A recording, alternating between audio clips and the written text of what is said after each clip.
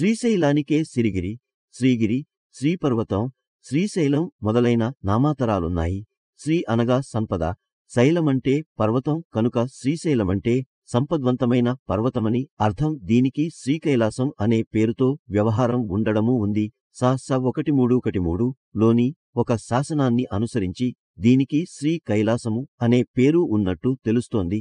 దానిలో మహేశ్వరులు శ్రీకైలాసము శ్రీశైలం పైన నివసించారని ఉంది. 2 చెంచు వారి అల్లుడిగా చెంచు రామయ్య గా ప్రసిద్ధికెక్కినాడు.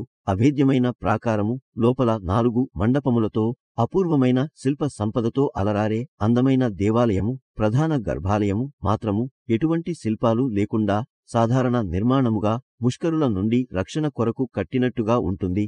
దీనిలో శివ పార్వతుల విగ్రహాలు ఉంటాయి. ఇక్కడ మల్లికార్జున స్వామిని శివుడుగా, మాత పార్వతీ దేవిని భ్రమరాంబగా పూజిస్తారు. శివ భగవానుడికి గల 12 జ్యోతిర్లింగాలలో శ్రీశైలం ఒకటి కావున హిందువులు ఈ దేవాలయానికి చాలా ప్రాముఖ్యతనిచ్చి దర్శనం చేసుకుంటారు. ఇక్కడ గల మల్లెల తీర్థం అనే జలపాతాలలో స్నానాలు ఆచరిస్తారు. ఈ నీటిలో స్నానాలు ఆచరిస్తే పాపాలు పోతాయని, మోక్షం వస్తుందని భావిస్తారు. భ్రమరాంబిక అమ్మవారి దేవాలయము అద్భుతమైన శిల్పకళతో, అందమైన శిల్పతోరణాలతో కూడిన స్తంభాలతోనూ అత్యద్భుతంగా ఉండును. ఈ ఆలయము ఆంధ్రదేశములోనే అత్యంత విశిష్టమైన శిల్పకళ కలిగిన దేవాలయముగా వినుతికెక్కినది. ఈ దేవాలయములో గర్భాలయ వెనుక భాగమున గోడకు చెవి ఆంచి వింటే ఝమ్మనే భ్రమరనాదం వినవస్తుంది. శ్రీశైలం ప్రక్కనే కృష్ణానది ప్రవహిస్తుంది. కాకపోతే శ్రీశైలము చాలా ఎత్తులో ఉన్నది. నది మాత్రము క్రింద లోయలో ప్రవహిస్తుంది. అందుకే శ్రీశైలము నుండి చాలా మెట్లు దిగి కృష్ణానదిలో స్నానం చెయ్యాలి. ఈ కృష్ణానదినే ఇక్కడ పాతాళగంగ అనే సార్థక నామధేయముతో వ్యవహరిస్తారు. ఆ మెట్లు అన్నీ దిగి కృష్ణలో మునిగి తిరిగి ఎక్కినప్పుడు పాతాళగంగ అనునది ఎంత సార్థక నామధేయమో తెలుస్తుంది. పాతాళ గంగ వద్ద నీరు నీలంగా కాక పచ్చగా ఉంటుంది. నీటి క్రింద బండలపై నాచు నిలచి సూర్య కిరణాల వెలుగు వలన పచ్చగా కానవస్తుంది. అయితే అందరూ నీటి క్రిందగల దీనిని పచ్చల బండ అని వ్యవహరిస్తారు. 2004 లో పాతాళగంగకు వెళ్ళుటకు రోప్ వే ఏర్పాటు చేయబడింది.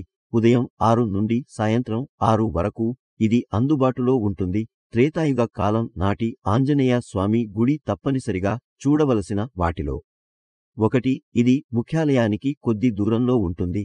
ఈ గణపతి ఆలయము ప్రత్యేకత ఏమిటంటే, మనము శ్రీశైలములో శివుడిని దర్శించినంత మాత్రముననే కైలాస ప్రవేశానికి అనుమతి లభిస్తుంది.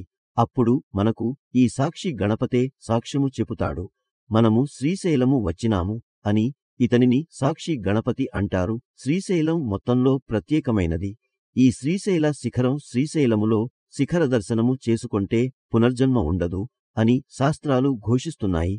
శిఖర దర్శనము అంటే పక్కనే నిలబడి శిఖరాన్ని చూడటం కాదు. దూరంగా ఉన్న ఈ ఎత్తైన కొండ శిఖరేశ్వరం పై నుండి దూరంగా ఉన్న ఆలయ శిఖరాన్ని చూడాలి. అలా చూస్తే శిఖరం కనిపిస్తే పునర్జన్మ నుండి విముక్తులవుతారని నమ్ముతారు. శిఖరేశ్వరమునకు సాక్షి గణపతి గుడికి మధ్యగా హడకేశ్వరానికి సమీపాన అందమైన లోయలో ప్రశాంత ప్రదేశంలో జగద్గురు శంకరాచార్య తపమాచరించిన ప్రదేశము ఉంది.